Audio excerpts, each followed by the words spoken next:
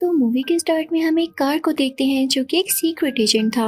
वो एक जगह पर जाता है जहाँ कुछ गैंगस्टर कार्स थी और वो इस सीक्रेट एजेंट के साथ ही कार को मार देती हैं क्योंकि वो उनको रोकने गया था। इसके बाद इन कार्स की नजर सीक्रेट एजेंट पर भी पड़ती है जिसे वो पकड़ने लगती हैं, लेकिन एजेंट वहाँ से भाग जाता है। अब हम मैक्वीन को देखते हैं जो उसी टाउन वापस आता है और सब कार्स के साथ साथ अपनी उसी दोस्त से भी मिलता है जो कि एक ओल्ड कार है। वो दोनों बहुत एंजॉय करते हैं। अब मैक्वीन अपने दोस्त से कहता है कि आज रात को वो सेली से भी मिलेगा। अब रात होते ही मैक्वीन सेली के साथ एक रेस्टोरेंट में जाता है जहाँ का वेटर मैक्वीन का वही दोस्त होता है। अब वहाँ टीवी पर एक ऐड आता है कि कार ने एक फ्यूल बनाया है जो कि एनवायरनमेंट फ्रेंडली है, उससे जरा सा भी पोल्यूशन नहीं फैलेगा। इस फ्यूल की टेस्टिंग पूरी दुनिया में हो रही है और इसके फायदे सामने लाने के लिए एक कार रेस भी रखी गई है। उस रेस में दुनिया भर की रेसिंग कार्स हिस्सा लेती हैं, लेकिन अभी तक इस रेस में मैक्वीन ने पार्टिसिपेट नहीं किया होता। तो जिस शो में ये सब कुछ दिखाया जा रहा होता है वहाँ पर इटली की एक रेसिंग कार होती है। वो वहाँ पर कहती है मैक्वीन लगता है इस रेस से डर गया है जो अभी तक पार्टिसिपेट नहीं कर रहा। इस वक्त यहाँ पर मैक्वीन भी नहीं होता और न सेली होती है, जबकि ये टीवी पर खबर सिर्फ वही पुरानी कार देख रही होती है। उसे बहुत गुस्सा आता है कि उसके दोस्त मैक्वीन को ये लोग कैसी बातें कर रहे हैं, जबकि वो बिल्कुल नहीं डरता। वो तो बस हर रेस के बाद रेस्ट लेता है। तो वो फौरन से लाइव शो में कॉल करता है और कहता है कि मैक्वीन तुम सबकी छुट्टी करा सकता है।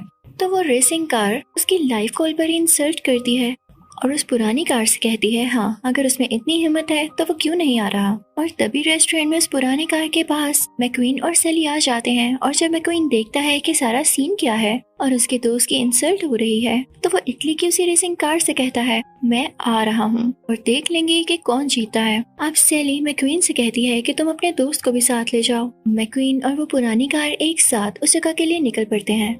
वहाँ पहुँचते ही मैक्वीन और उसका दोस्त पार्टी करते हैं। तो मैक्वीन के दोस्त का फ्यूल लीक हो जाने लगता है तो वो वॉशरूम जाता है। अब पीछे से मैक्वीन के पास वही सीक्रेट एजेंट आता है। वहाँ पर एक पर्पल कार भी होती है और उन दोनों में उस रात को लेकर बात होने लगती है जब सीक्रेट एजेंट ने उन गैंगस्टर कार्स को देखा था जो कि एक कैमरा की डील कर रही थी और वो गैंगस्टर कार ये नहीं चाहती थी कि उनको कोई भी ऐसा करते हुए देखे।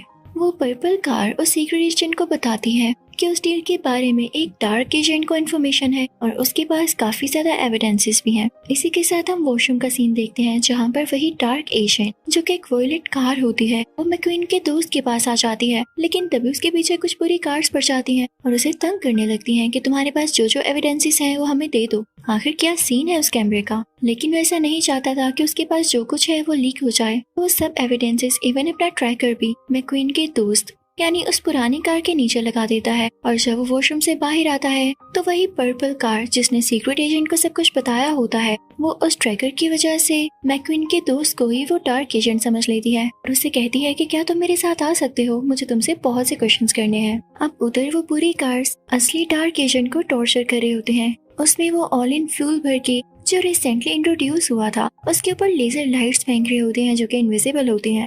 तो डार्क एजेंट को अपना मुंह खोलना ही पड़ता है और वो कहता है कि हाँ मेरे पास वो पहले एविडेंसेस थे, लेकिन अब मैंने वो मैक्वीन के दोस्त की कार में डाल दिए हैं। अब अगले ही दिन वो रेस स्टार्ट हो जाती है जो कि ऑल इन फ्यूल की वजह से ऑर्गेनाइज की गई थी। सब कार्स में वही फ्यूल होता है। अब यहाँ पर मैं आपको थोड़ी सी स्टोरी समझाती हूँ। अब उस दिन हमने जिन गैंगस्टर्स को उस कैमरा की डील करते हुए देखा, इनफैक्ट वो कैमरा इनविजिबल रेस छोड़ता है जो कि लेजर टाइप होती हैं, और दूसरी तरफ ऑल इन फ्यूल जो कि नया नया इंट्रोड्यूस हुआ है तो वो बहुत अच्छा और एनवायरमेंटल फ्रेंडली भी है, लेकिन उसका एक नुकसान है कि अगर वो किसी गाड़ी में हो और उसके ऊपर लेजर डाली जाए तो वो गाड़ी चलने लगती है। अब जिस कार ने ये फ्यूल बनाया होता है उसके ऑनर से एक प्रोफेसर चला करता था और वो जो गैंगस्टर्स थे इसी प्रोफेसर के भेजे गए थे जो कि ऐसा कैमरा हासिल करना चाहते थे जो कि इनविजिबल रेस छोड़े, और ये सब उसी रेस में ऑडियंस में बैठे होते हैं उसी कैमरे के साथ,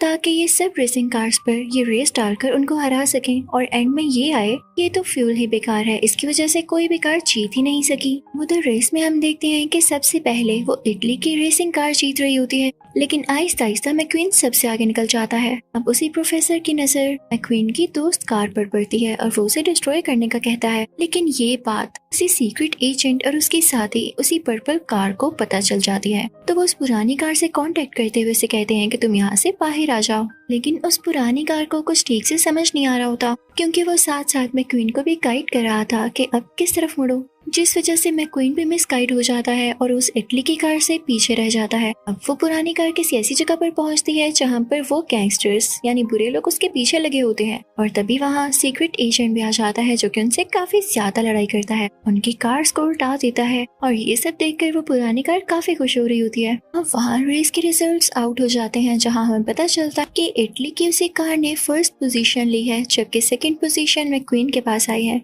तो मैक्वीन को अपने दोस्त पे काफी गुस्सा होता है कि पता नहीं वो क्या बोल रहा था, मुझे गाइड नहीं कर पा रहा था। तो वो उस पर भी गुस्सा होने लगता है कि अगर तुम मुझे सही से गाइड करते तो मैं फर्स्ट आ जाता, आइंदा के बाद मैं तुम्हें किसी भी रेस में अपने साथ नहीं लाने वाला।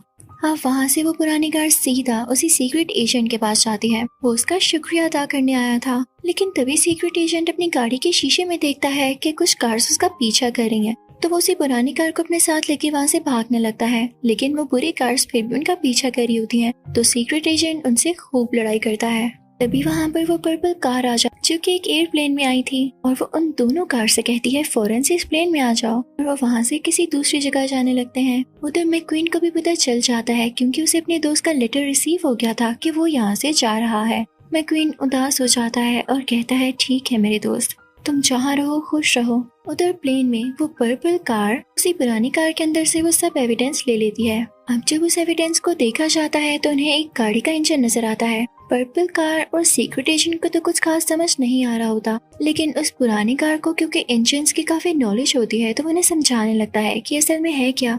तो सीक्रेट एजेंट उसे काफी इंस्पायर होता है और कहता है वाह भाई, तुमने तो कमाल कर दिया, क्या तुम हमारी टीम में शामिल होगे। तो वो पुरानी कार भी खुशी खुशी उनकी टीम में शामिल हो जाती है। अब वो लोग पेरिस लैंड करते हैं। अब यहाँ पर आते हैं इन लोगों को न्यूज मिलती है कि इटली में एक रेसिंग कंपटीशन होगा, जिनमें वो सब कार्स हैं जिनका इंजन अपना नहीं है। तो हो सकता है कि वहाँ से कोई फायदा मिल सके। तो अब ये तीनों कार्स इटली जाती हैं और वो सीक्रेट एजेंट उस पुरानी कार का थोड़ा सिस्टम बदल देता है, जिससे वो अपना कलर भी चेंज कर सकता था, अपना स्ट्रक्चर भी और इवन आवाज भी, ताकि जब वक्त आए तो वो अपना रूप बदल सके और उसे कोई पहचान न सके। उसके बाद वो पर्पल कार उसे कहती है कि तुम इतने पुराने दिखते हो, क्या मैं तुम्हारे टेंट्स को ठीक कर दूं और तुम्हें पेंट कर दूं।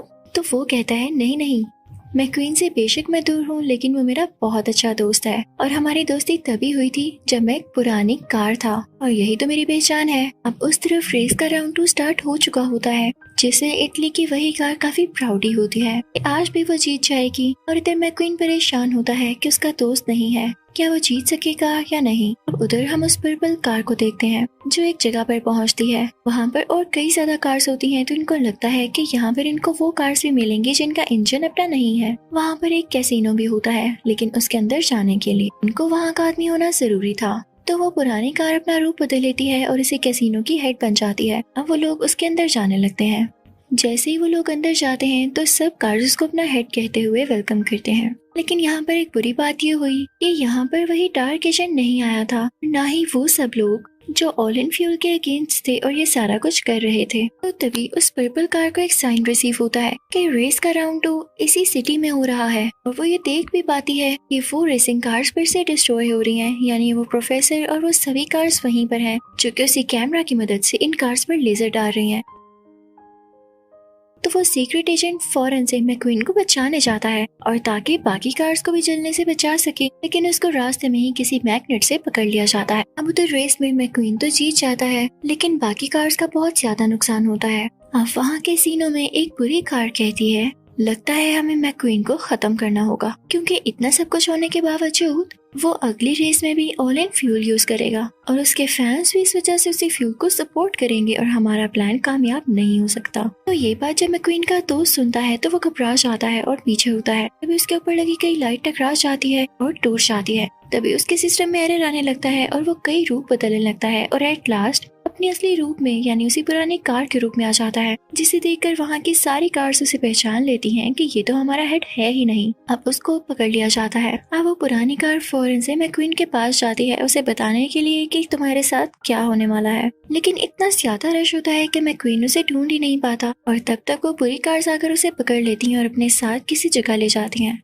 जब उस पुरानी कार को अगले दिन होश आता है तो वो देखता है कि वो किसी जगह पर लटका हुआ है। उसके साथ वो सीक्रेट एजेंट और पर्पल कार कार भी है और ये जगह लंदन का क्लॉक टावर होता है। तभी वहाँ पर वो गैंगस्टर कार्स भी आती हैं जो कि उसी कैमरा की मदद से मैक्वीन पर वही लेजर फेंकने की कोशिश कर रही होती हैं, लेकिन मैक्वीन की कार मिस हो जाती है और वो उसको चला नहीं पाते। हाँ, वो कार्स कहती हैं कि कोई बात नहीं, अगर हम इसको लेजर से शूट नहीं कर सके हम इसकी कार को एक्सप्लोड कर देंगे। और ये लोग मैक्वीन के पीछे इसीलिए होते हैं क्योंकि सब कार्स को छोड़ के सिर्फ एक वही कार थी जो कि ऑरेंज फ्यूल को भी यूज करना चाहती थी। ये सुनकर मैक्वीन का दोस्त खुद को आजाद कराता है और वहाँ से जंप लगाते हुए बाहर की तरफ निकलने लगता है ताकि मैक्वीन को बचा सके।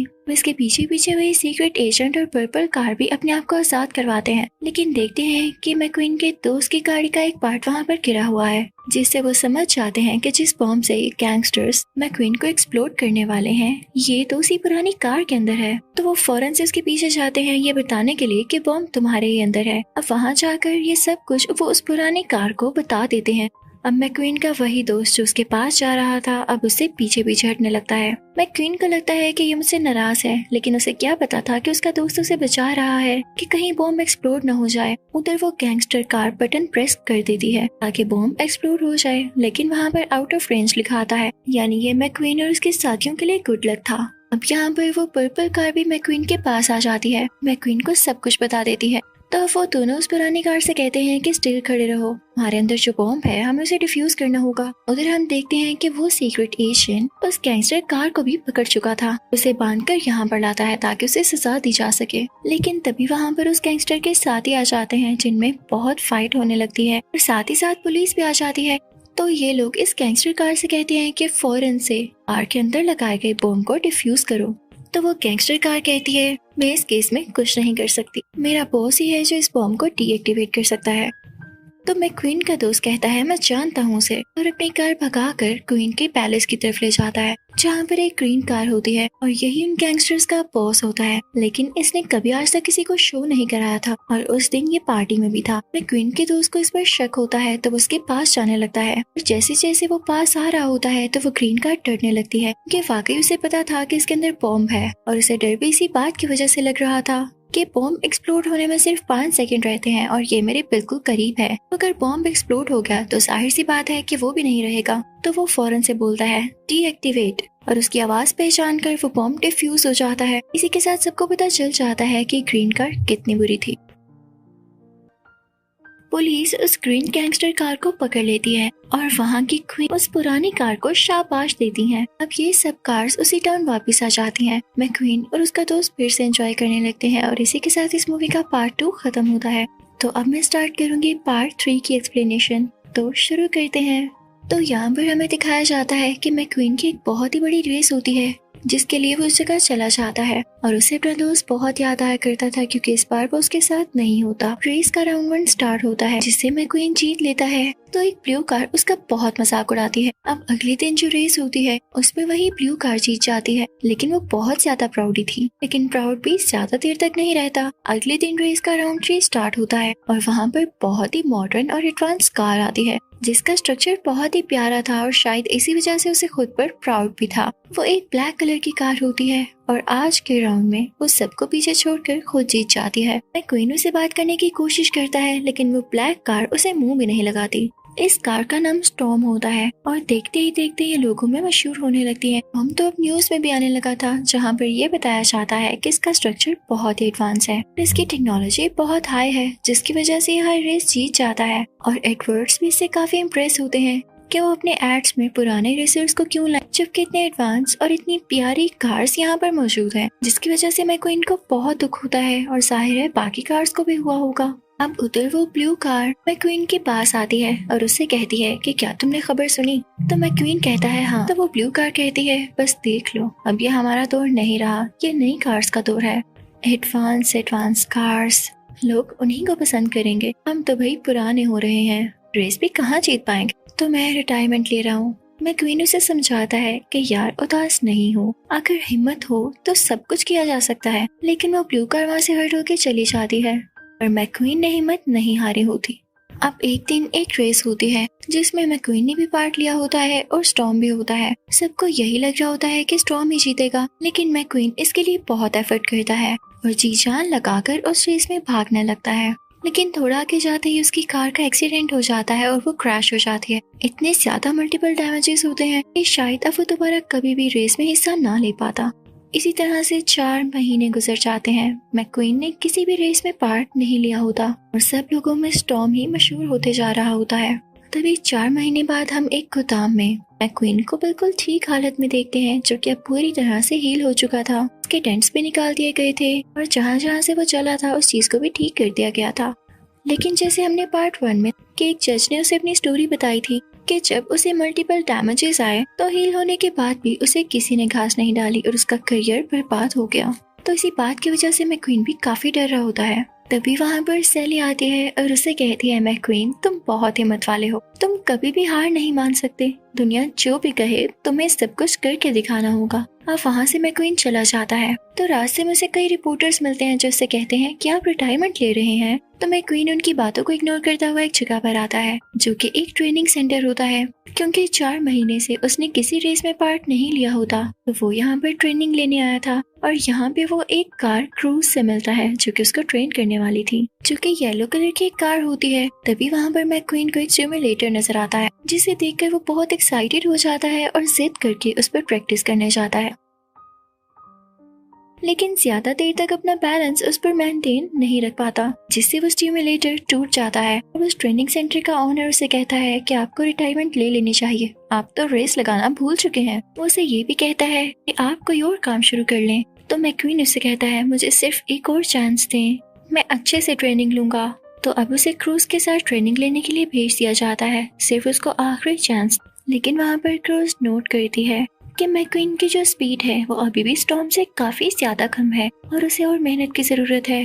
तभी मैक्वीन वहाँ पर एक बोर्ड देखता है जो कि एक कार रेसिंग का होता है और उसमें कोई भी रेसिंग कार पार्ट ले सकती थी। तो मैक्वीन इसका फायदा उठाते हुए टाइम पर वहाँ पहुँच जाता है। लेकिन वहाँ जाकर ये लोग देखते हैं कि वो कोई कार रेसिंग नहीं बल्कि कार फाइटिंग है। देख के वो लोग वहाँ से निकलने लगते हैं, लेकिन जिसने फाइटिंग शो ऑर्गेनाइज किया था वो उन्हें रोक लेता है। तब यहाँ पर एक बहुत बड़ी येलो कार आती है जो कि क्रूज और मैक्वीन से लड़ने लगती है, लेकिन मैक्वीन क्रूज की जान बचाते हुए वहाँ से बाहर निकाल लेता है। और जब वो बड़ी सी येलो कार उन पर जंप करने लगती है तो वो स्टेडियम से ही बाहर हो जाती है, जिसकी वजह से वहाँ पर सिर्फ क्रूज ही बाकी बचती है और वही इस शो की विनर भी होती है। मैक्वीन ने खुद पर मिट्टी लगा रखी थी जिसकी वजह से कोई भी उसे पहचान नहीं पा रहा था। लेकिन तभी वहाँ पर एक वाटर टैंक गिर जाता है और उसका सारा पानी मैक्वीन के ऊपर, जिसकी वजह से उसकी मिट्टी धुल जाती है और उसका अपना रेड कलर सबके सामने आ जाता है। तो सब पहचान लेते हैं कि ये तो मैक्वीन ही है। वहाँ के सब लोग मैक्वीन को पहचान लेते हैं, लेकिन इससे पहले कि वो उसके पास आते या कोई क्वेश्चन करते मैक्वीन और क्रूज वहाँ से भाग जाते हैं। अब मैक्वीन क्रूज से बदतमीजी करता है कि तुम बिल्कुल भी अच्छी ट्रेनर नहीं हो। तो क्रूज उससे कहती है,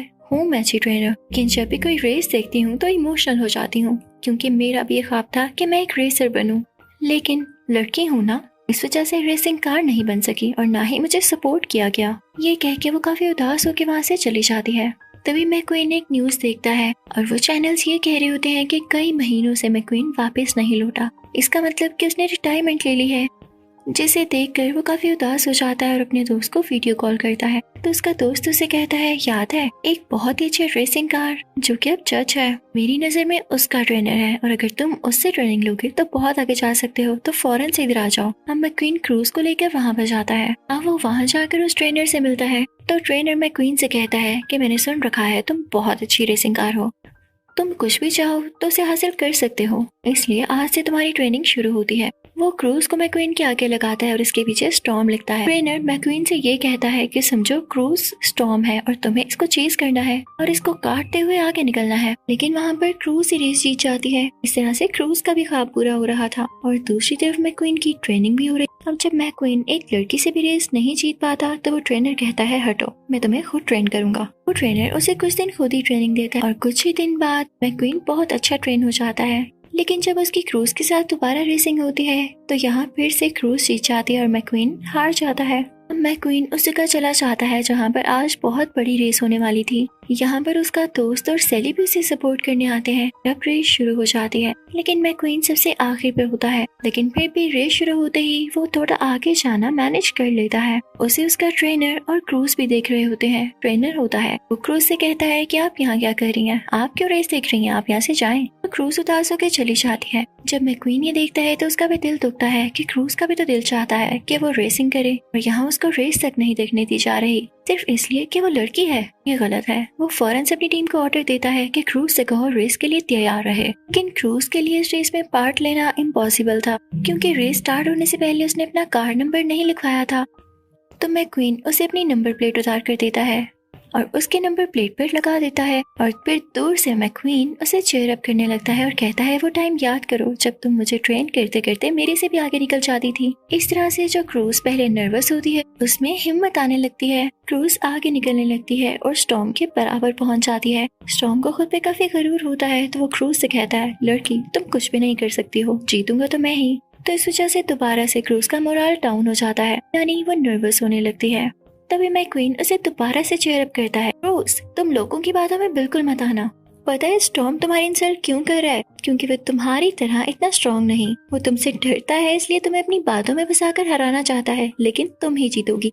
ये सुनकर उसको बहुत अच्छा लगता है। वो दोबारा से अपनी स्पीड तेज करते हुए आगे बढ़ने लगती है। लेकिन जब स्टॉर्म ये नोट करता है कि वो उसके बराबर आ रही है तो उसे हिट करता है, लेकिन क्रूज गिरने की बजाय उसे ओवरटेक कर लेती है और सीधा सामने तेजी से जाकर रेस जीत जाती है। अब यहाँ रेस खत्म होने के बाद सब क्रूज की बहुत तारीफ कर रहे होते हैं और उसे अप्रिशिएट कर रहे होते हैं। इवन उसके पास एडवर्ड्स भी आते हैं और उसे कहते हैं कि क्या आप हमारे लिए शूट करेंगी? तो क्रूज मान जाती है। तो वहाँ की मैनेजमेंट भी कहती है कि मैक्वीन भी जब चाहे रिटायरमेंट ले, हम उसे फोर्स नहीं करेंगे क्योंकि वो भी बहुत अच्छा परफॉर्म कर रहा है। हम मूवी के एंड में हम देखते हैं कि मैक्वीन ने अपना रूप बदल लिया है और यहाँ पर वो क्रूज के साथ रेस लगा रहा होता है। दोनों बहुत खुश नजर आ रहे होते हैं और इसी के साथ ये मूवी यहीं पर खत्म होती है।